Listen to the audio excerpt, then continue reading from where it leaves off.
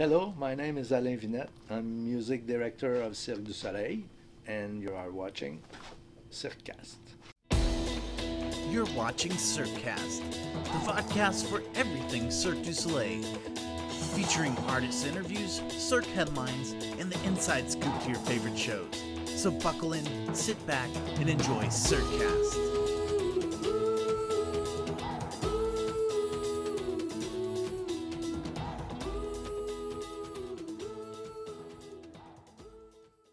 As music director of Cirque du Soleil, my role is to influence anything music in creation at Cirque.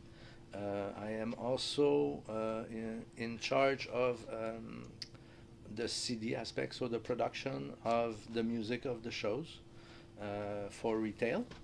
And at the creation, I act more as a consultant, or like I said, I influence sometimes the composers uh, for the new projects of Cirque, be it a typical Cirque show or any other venture. Being I could influence as well in companies like 45 Degrees, which used to be the special event department of Cirque du Soleil, where I was actually in charge for 8 years of producing everything needed music wise for all the special event show, either by producing it myself or by hiring arrangers and doing artistic direction.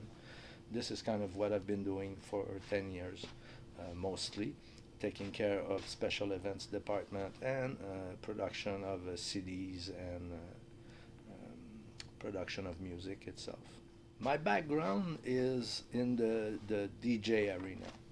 I've been a DJ since 1978. I was a young kid, foolish, but I was able to make a pretty decent living with this. And here in Montreal, where I'm from and where Cirque du Soleil is based, I would say, fairly popular. I've been evolving in this city since 1992, participating in a lot of the major events that the city has to offer, be it Bal en Blanc, Black and Blue, all the major clubs that pass through the city, Stereo, Playground, Groove Society, and I could name a whole bunch. Um, and this is where I kind of, my path has crossed a little bit with Guy Laliberté, the owner of Cirque du Soleil, where I started DJing at a lot of events for him, for personally, but then also the premier galas, the legendary premier galas that Cirque has enjoyed since 2000, and I would say 2001, 2002. Some example, the Zumanity opening gala in Vegas, all the way up to the Curious opening gala here in Montreal. I've done the COD, Love, and all those. So, and developed through the years a friendship with Guy La Liberté, and also with Jean-François Bouchard, which is now the main guide of the creation of Cirque. So I've been working with Jean-François for 17 years, plus or minus, starting by those events. And at one point, I was a consultant on Delirium before I became an employee of Cirque. And Jean-François also was looking for somebody to come and help him with the special events department, which was growing bigger and bigger at the time, and which was also perceived as the laboratory of Cirque. So we tried at special event. We tried a lot of stuff that ended up being in Cirque shows, and that's kind of why also Jean-François is where he is right now, because it was a long process over quite a few years, and of course he has a very good relationship with Guy as well. So the three of us are long time good friends by now. And after that, yeah, Jean-François offered me a job, and at the same time, CDS Music needed somebody in the artistic side of things. So I kind of came into those two departments at once. And after a year, Guy has asked to bring me closer to the main productions. So that's after, this was about at the time of Corteo. The first CD I took care of was Corteo. So I was musical director, artistic director. So I picked the producer. I gave them, okay, this is how I want it, following through, into the production. And as we move on into my situation here at Cirque, I started co-producing the CDs as well, because I love getting my hands dirty and actually being in the process. So since OVO, I have co-produced, I would say 6. So OVO, um, Totem, Amaluna, Curious. For Lucia, I was more an artistic director, although Robini and Robini, which is our engineer, sound engineer since forever here at Cirque, we did give an extra layer in the end to finish the process, although it was produced by Nortec. The creation of it was done in Tijuana. And we thank the guys for the great work.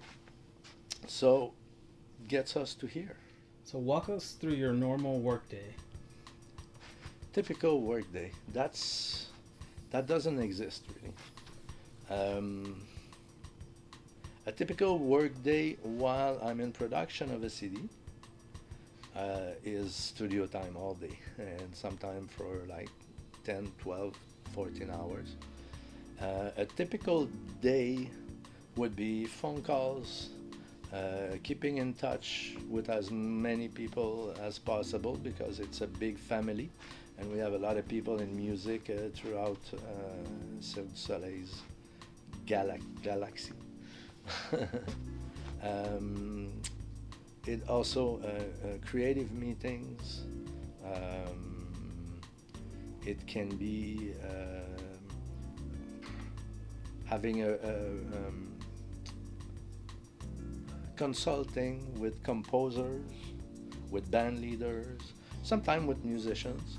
Like more in the past, like during my special event era, I was mainly the one who cast the musicians and the singers for each event and asking them what I needed. So I picked, put the bricks in place so that we have a good show. And it can also be meeting on what's coming, the vision. I have the global general vision on music at Cirque du Soleil in general.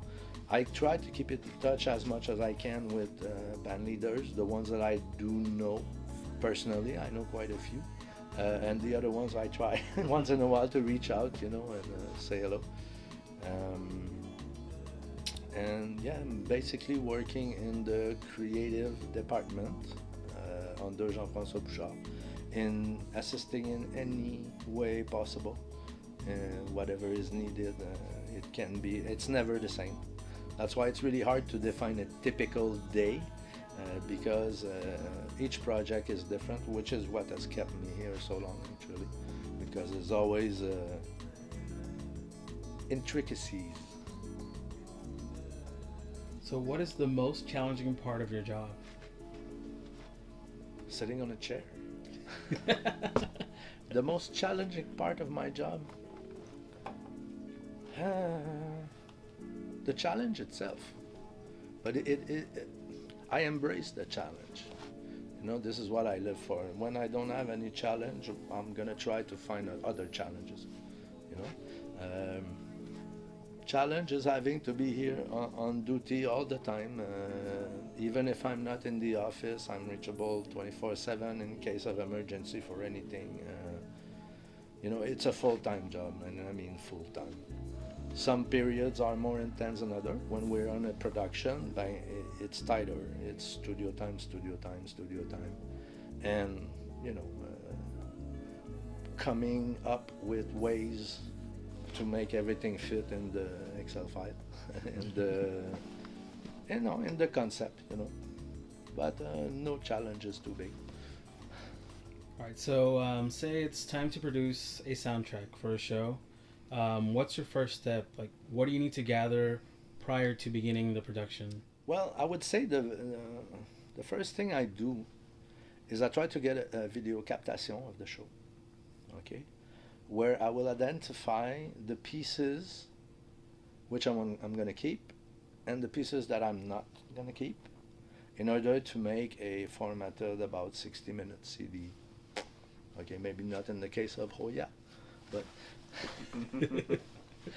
yeah, but the average, it's between 45 and 60-minute CD.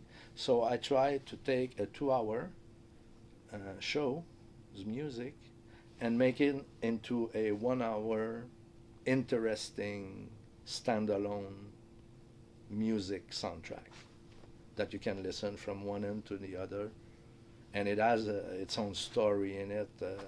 No, but the basic concept of the Like a concept album. yeah, concept album. That's what it is, really. It is a concept album. So I will start by having the video and identifying, like I said, the pieces, and decide on what we are recording, when we are recording.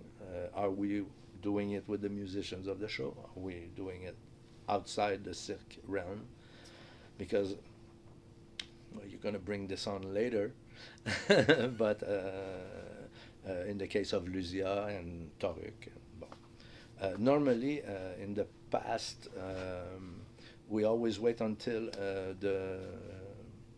the show has the fixation, the rubber stamp, before actually working. But nowadays we have to do things a little bit faster, quicker, and since it's really hard to have musicians and from the show, when they arrive, they are in creation. That takes their 100% of their time. It's really hard to get them out of that. We sometimes go outside and have a production outside of the creation of the show, like in Lucia. We did this also in Varecaille. It was a hired producer who produced the album. It was given a lot of freedom. Mm-hmm. So, Okay, and then of course we do the recording. If I give an example of Curious, which was a concept album, but that we recorded with the band, we did it more as like a traditional album.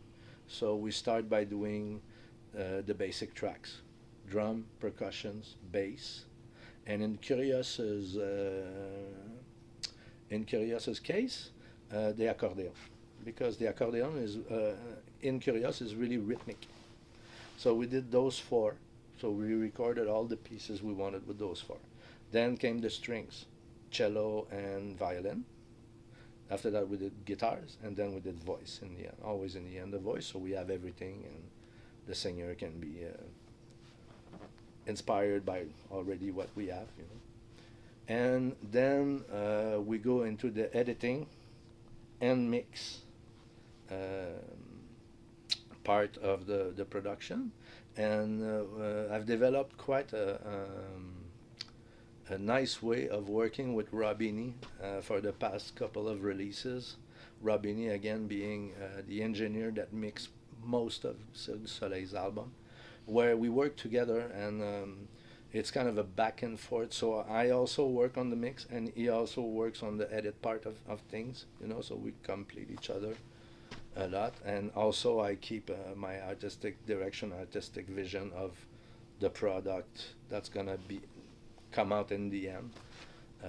So this is it's in my head that it gets decided, and we do a final. Once we're finished mixing and editing, we do a mastering, and we're ready to give it to the distribution department, where they're gonna create the sleeve and the look of it, and all that, how it's going to be put out and presented and all that.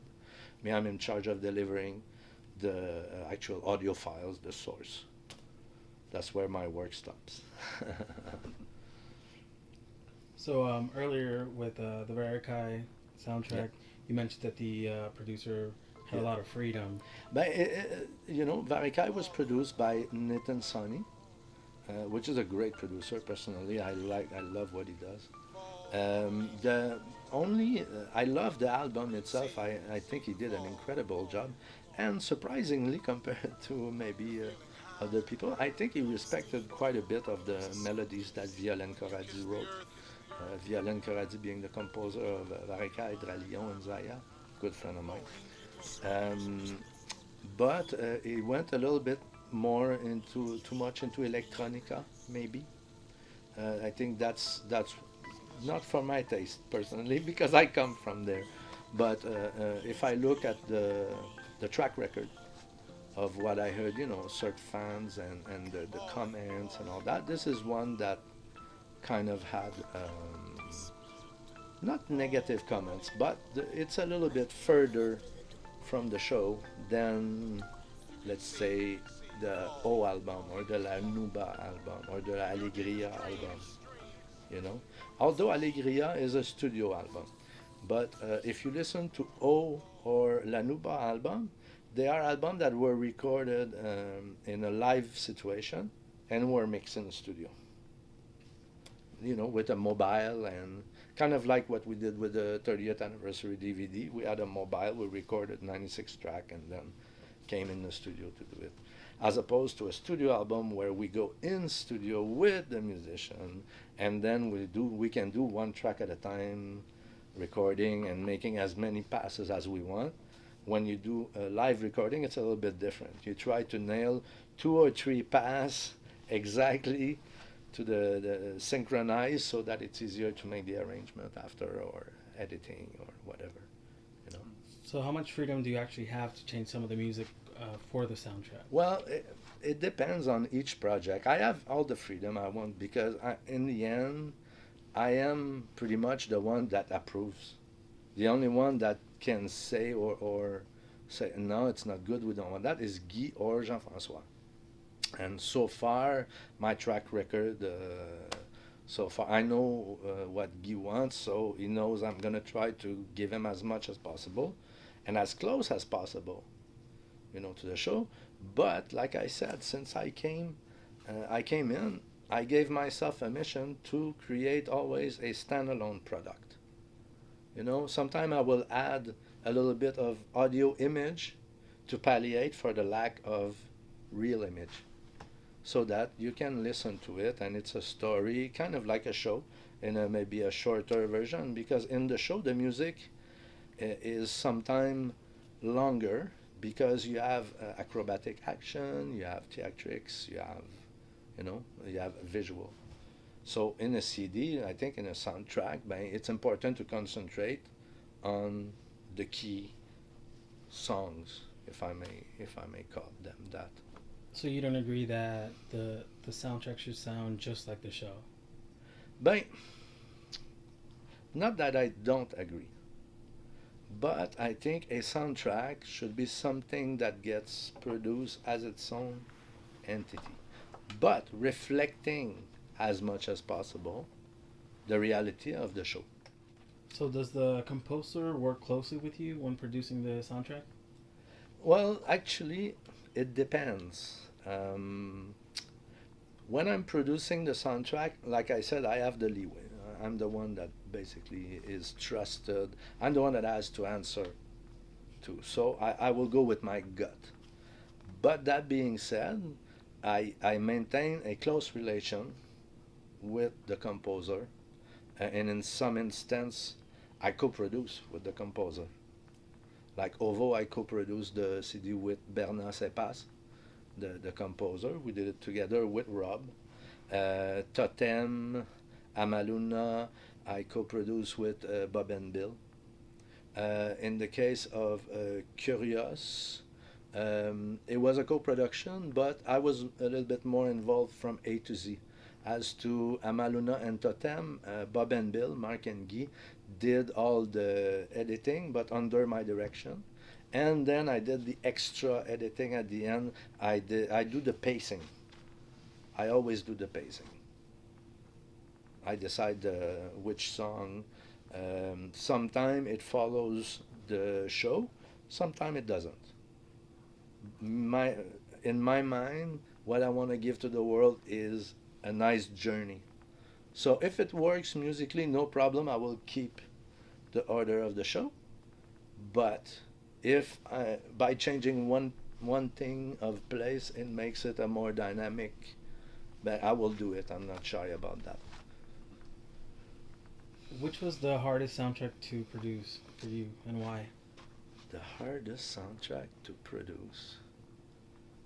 I would say I would say Ovo because it was my first one as co-producer. Thank God Bernard Sepas is an excellent producer on top of being a great composer. I learned a lot actually, but for various reasons. One of which being, first of all, we were in Toronto, so not in house, not in a place where we know.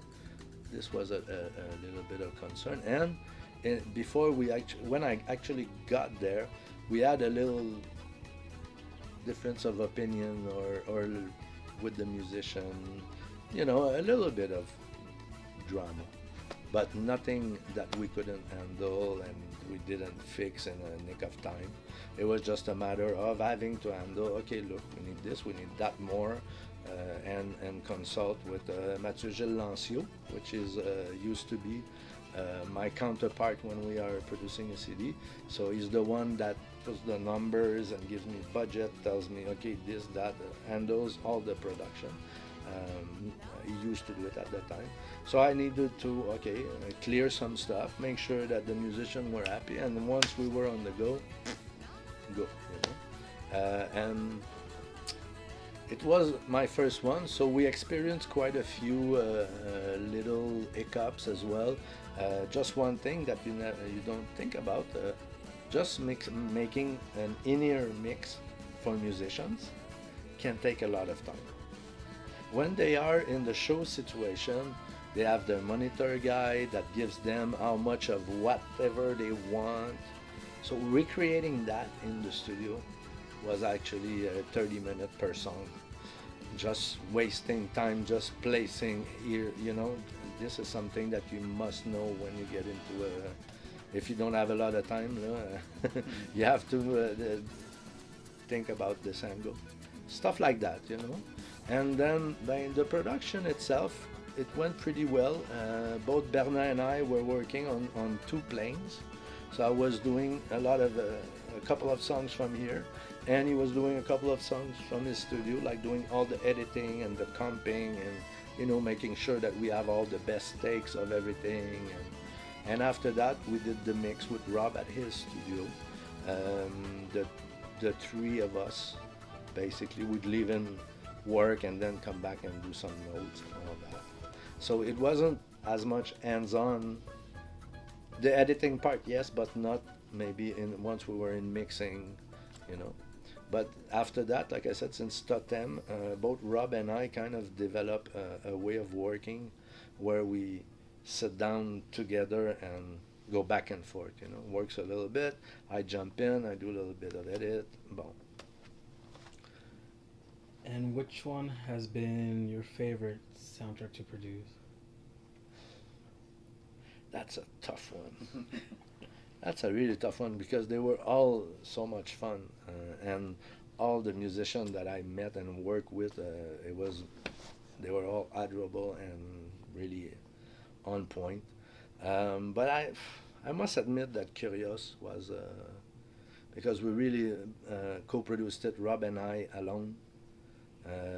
So it was just us with the musicians, and it was quite an adventure.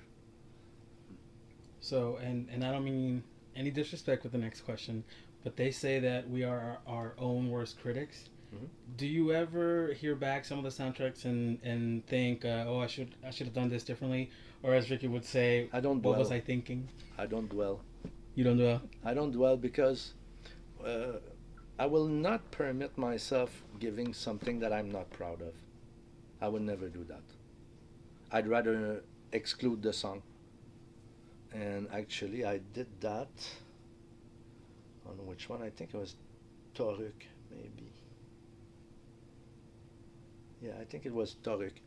There was one song that, like I said, my first step is I watch the video and I decide which part I want to make. Bon. Toruk had, it was the first time that we were asked to have a CD at the premiere of the show. This was made easy for us, not easy because we didn't have a lot of time, but still easier for us because Toruk is a show that has playback. Okay, so all the soundscape is on playback, so we didn't have to go through the recording phase. You know what I mean? And get musicians out, blah blah blah blah blah. Maybe just for vocals, but not musicians. So all we had to do is really we got all the playback from the show, and we just cut and mix. So this saves the whole recording section of it. So that was a little bit easier. Were you responsible for creating that playback to begin No, with, or were you? no, actually that was all Bob and Bill. In the case of Toruk, all the playback, the singers, the musician, everything was delivered by Bob and Bill. Then I took this and just took it And created this. the extra mile, spraying some pixie dust on it. But at the same time, at one point, I had identified 12 songs, and there was one that I was waiting for updates also at the same time because Marc and Guy, Bob and Bill were still in creation. So we waited up to our very last and then figured out that one, it's not worth it. So I dropped it out of maybe remodeling a little bit the order. So it gave a 11 track instead of 12, yeah, and like I said, it was the first time that we actually got asked to deliver a master before, so we have it for the premiere. But this helped us. In the case of Lucia, since we were able to do it for Toruk, well, actually, what happened first is in the creation of Lucia, there was a lot of talks about because Lucia is a show basically based on the Mexican culture, and it was also very important. And I heard that a couple of times in the show's creative meeting, that it was important to reflect the modernity of Mexico as well. And there were some concepts that were later abandoned. So in my mind, it was important to make Mexico shine, but the Mexico of today as well. And in September, the idea was pushed forward that we could do a test with two producers from Tijuana that both Simon Carpentier, the composer, and I adore. We love what they do. They're called Nortec Collective. Nortec for Norteño, and tech for techno. Norteño is a style of music, Mexican. And we did 2 songs, and those were needed for marketing purposes. So we just decided to hire the guys. Okay, do us 2 songs, and we'll see. And then after we got the result, we were really happy about it. The demand came to have a CD for the premiere.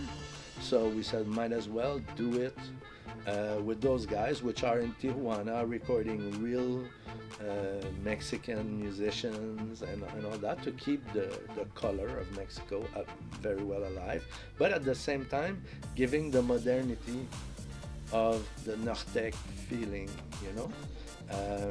because in order to have the CD for the premiere in Montreal, it is almost impossible for me to work with the cast of the show because they are 100% committed to the creation of the show.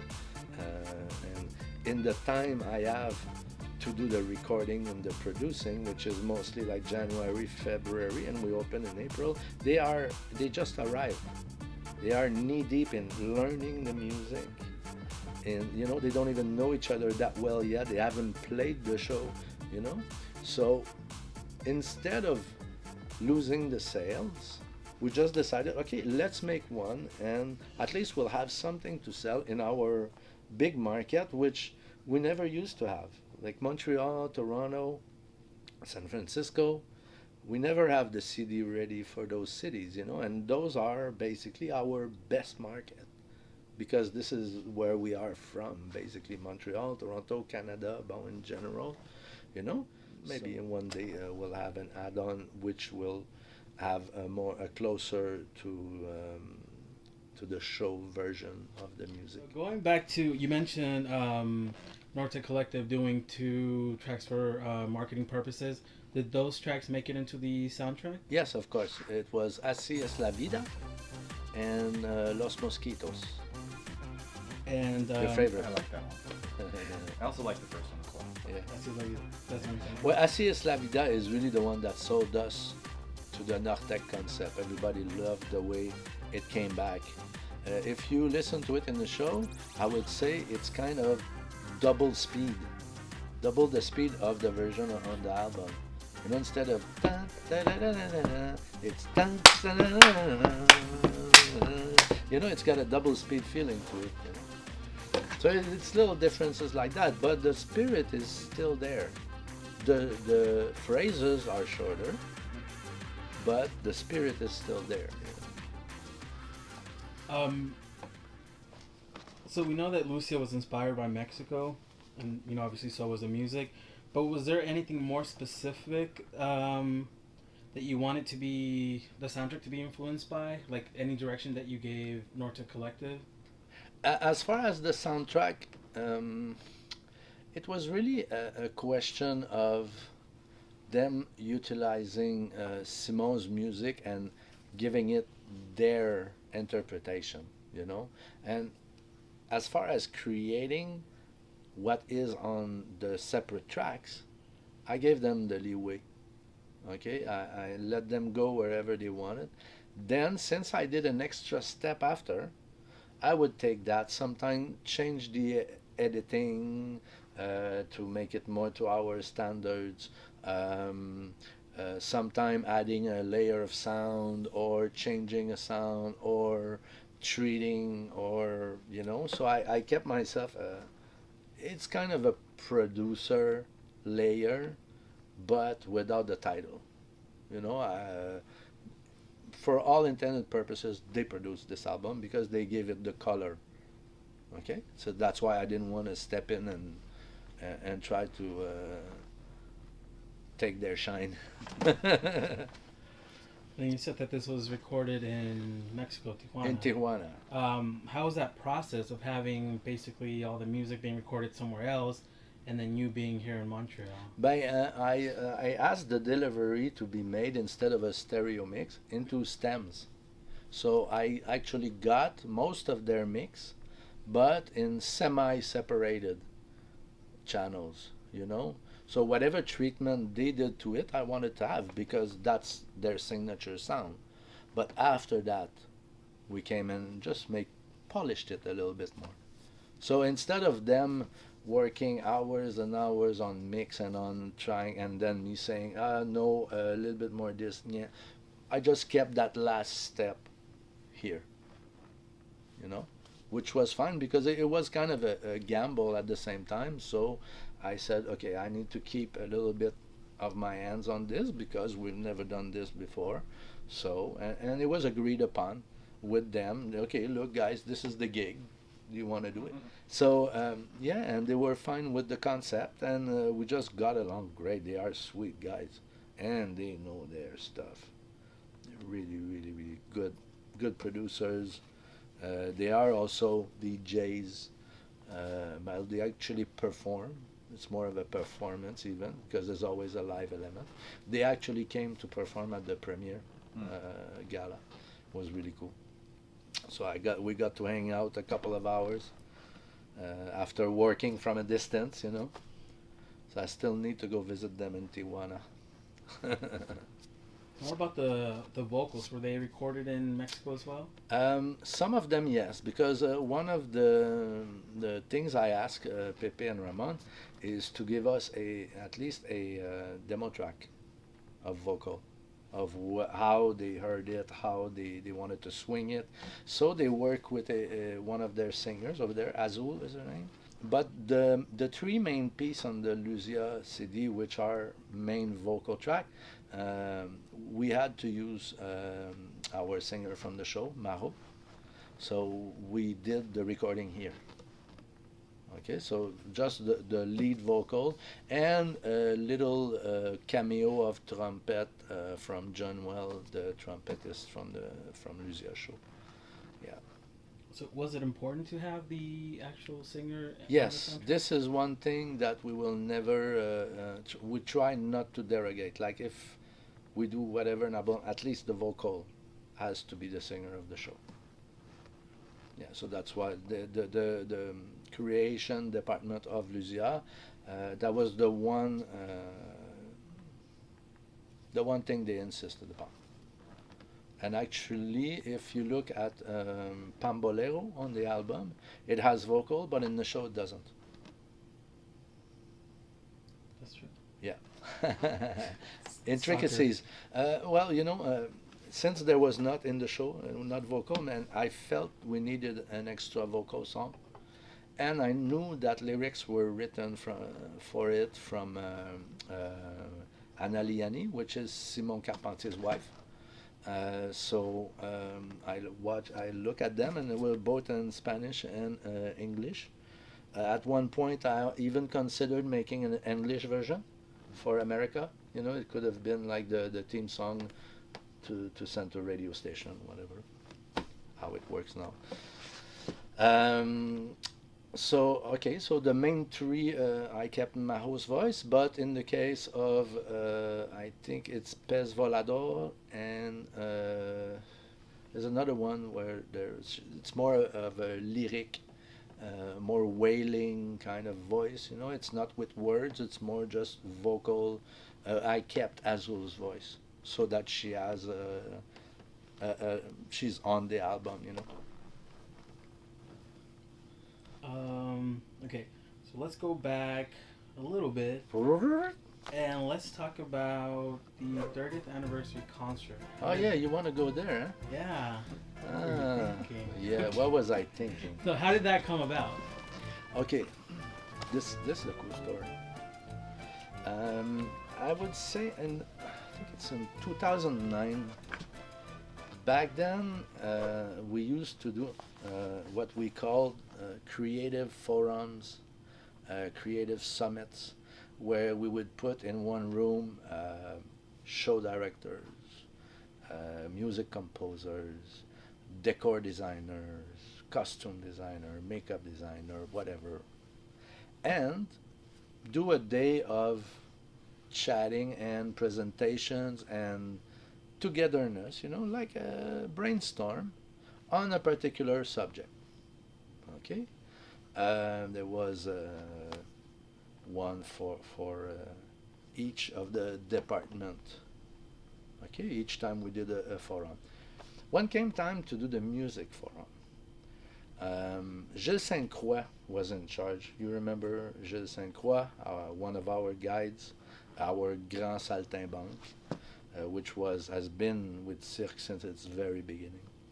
Gilles was involved with this, and he comes up with the idea of having because we did those forums in different places as well, and he goes, why don't we do it in a church?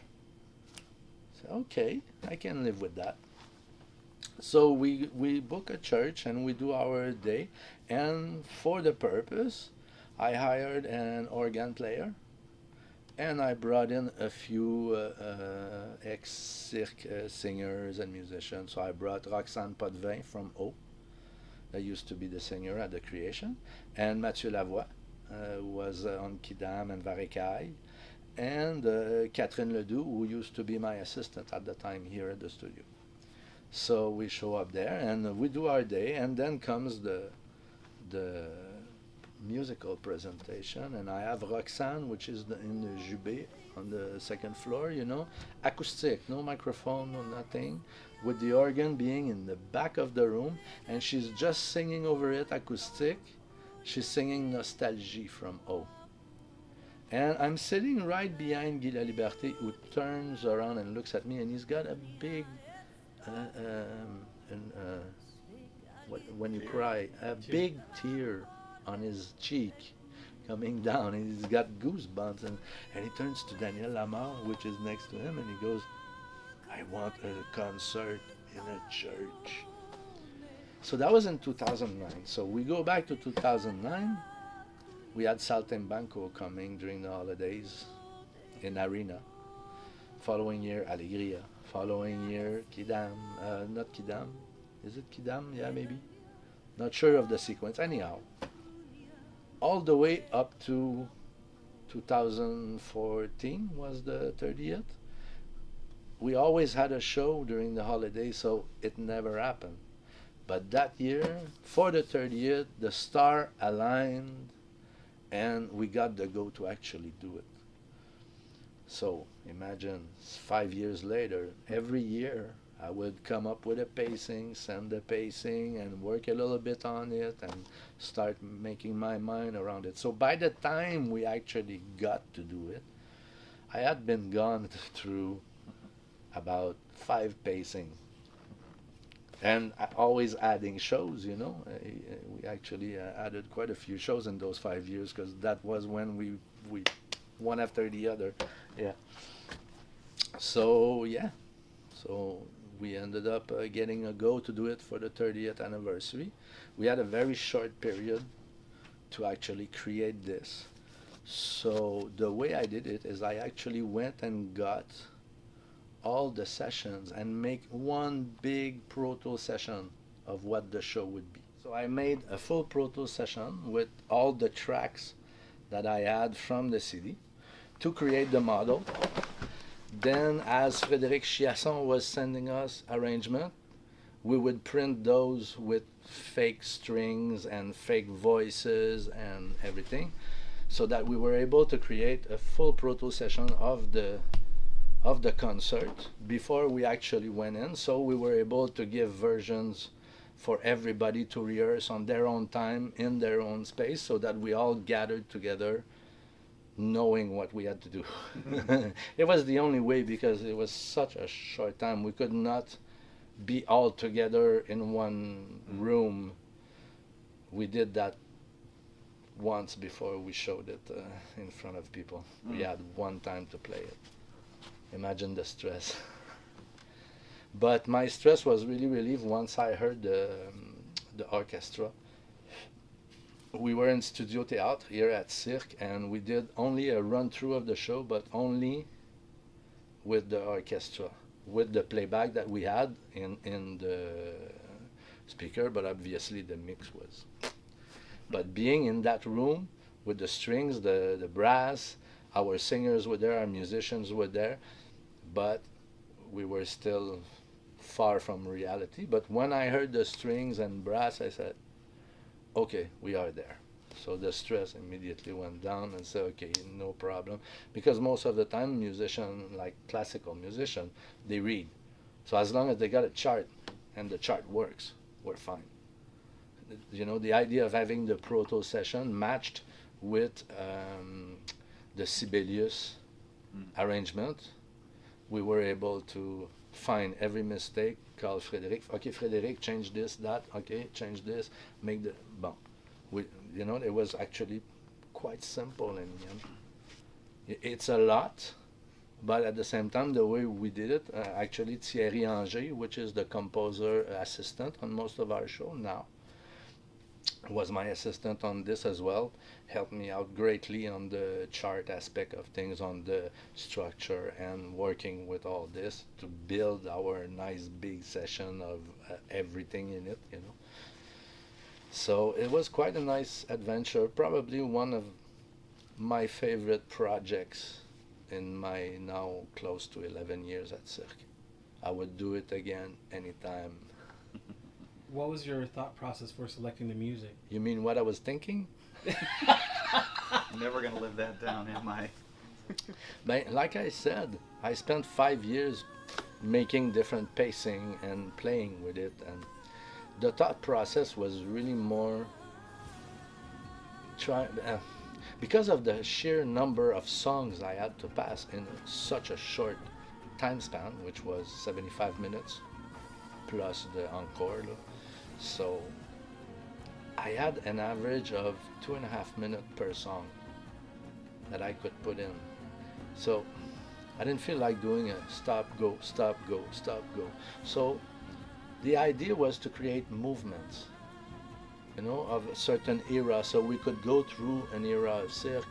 Like the first era is the first 5 songs, they glide into one another until the first point that we do. We do the big opening, we run for a little while, and then, okay, a breath. And then we move from center stage, we go from to the back, stuff like that. It was really cool to actually play with the space, but at the same time working with the organ, which is in the back, and musicians, which are in the front. There is 150 feet of difference, so there is delay. So it was really hard to be able to have everything in synchro. So the selection itself, like I said, after doing 5 years of left and right, producing a different playlist for it, when we actually came up with, it was already, just finding the right number that worked to go into another. But I was given quite a bit of freedom by both Gilles and Guy on this. Like the first thing I said, let's not make it a best of, although this would certainly please the fan. Let's treat this as its own creation, by not letting us being too influenced by the hits. Let's make this a storytelling, kind of like an opera, you know, without the action maybe, but it was basically more as an opera than anything else. Were there any tracks that you felt strongly about but didn't make it? Either you Oh, couldn't make there's it work. tons. There is tons. Like I said, all the one that would make the best of cut, you know. But at the same time, I'm really happy of. If you have to look at it as a complete, kind of like the same way I think of the albums. It's something that you press play and you listen from one end to the other. It goes into peaks and valleys, and it stands alone. So years ago, we had live albums like Saltimbanco in Amsterdam, Alegria at Fairfax, and Mystere Live. Why did Cirque stop producing these live albums? I wasn't there. Not my fault. Well, well, how about this? Do you think we'll ever see those type of albums? Well, like I mentioned a little bit earlier, personally, for the cost involved to release a cast album or a live album recorded as the Mystere one was done, for all the efforts and money spent, I would rather do a studio album, personally. Okay? I would see, personally, also, that a live version could be like in the form of a podcast and more considered as marketing for the show. But you have to be careful. You don't want to cheat anybody, but at the same time, it has to make sense. But so I say, yeah, maybe it's an idea that should be looked at by our friend at marketing, is to satisfy the core fan base. And nowadays, live streaming, it's all that, and we see a lot of stuff on YouTube, on internet. So maybe this could be another form of marketing by giving the fans what they want in the form of a podcast, being a live recording.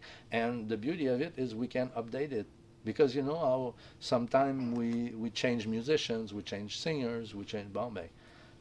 We can have the closest thing to what the show is now as opposed to being stuck with the musicians that were there in the beginning. You know, this is how I would do it if I would do it.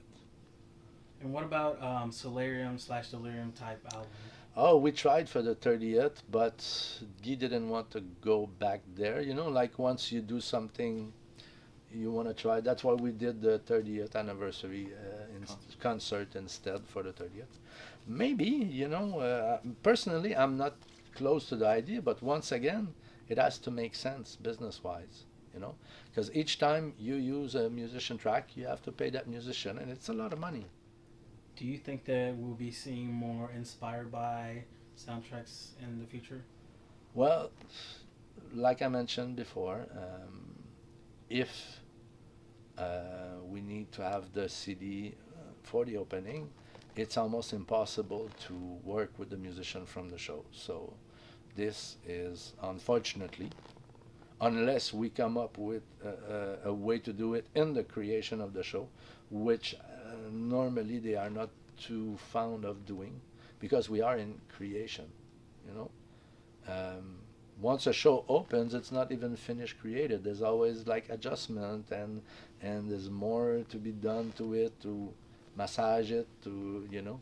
So that's why I think, yes, we're gonna see more, but to what degree is it gonna be away from this? I don't know, because each project is different. All right. And so lastly, what else can we expect going forward? Anything new that we should keep an eye out coming out soon? Yes, actually, we are about to start production of the Paramore CD. Paramore, which is our musical extraordinaire in New York City. I just got news this week that we are gonna go ahead and producing, and I'm actually gonna be main producer on the project, so I'm really happy about that. So this we will get to you as soon as humanly possible, keeping in mind that normally a Cirque du Soleil album takes about 3 months from recording to finished product. But I don't think they're gonna give me 3 months to actually deliver it. So we're gonna do our best to get this as quick as possible into their hands. So your guess is as good as mine as to when, but it's coming. So long, everybody. I hope you enjoyed this little podcast from CirqueCast. Ciao.